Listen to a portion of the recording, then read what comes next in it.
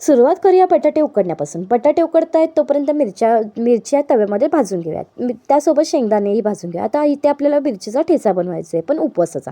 त्यामुळे त्याच्यात फक्त शेंगदाणे, मिरच्या आणि थोडेसे जिरे घालून घेतलेत. आता ते थंड होते तोपर्यंत आपले शाबू भिजलेत का बघूया. शाबू छान भिजलेले, थंड झाल्यावर ठेचाही बनवून घेतला आणि लगेचच बटाटे उकडलेले होते ते चांगले स्मॅश करून घेतलेत. मग ते स्मॅश झाल्यावर त्याच्यात भिजवलेले शाबू, त्यासोबत तयार केलेला ठेचा आणि चवीपुरतं मीठ घालून घेतले. आता ते सर्व मिश्रण एकजीव करून घेतले.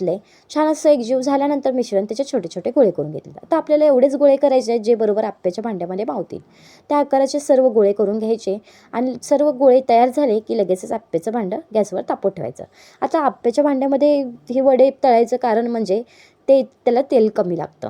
म्हणजे ह्याला आप्पे बोला, वडे बोला, काही बोला, मी ह्याला आप्पेच बोलते. मस्त असं मग त्याच्यावर 2 मिनटं झाकण ठेवायचं आणि वाफवून घ्यायचं. म्हणजे आतूनही शाबू छान भिजले मुरतो.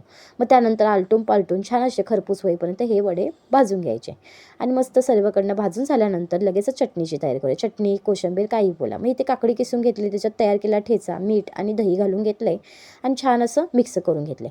आता आपली इथे कोशिंबीर तयार झाली, आप्पेही गरम गरम तयार आहेत. मग लगेचच खाऊन घ्यायचं. चला तर मग कसा वाटला हा उपवासाचा फराळ नक्की सांगा.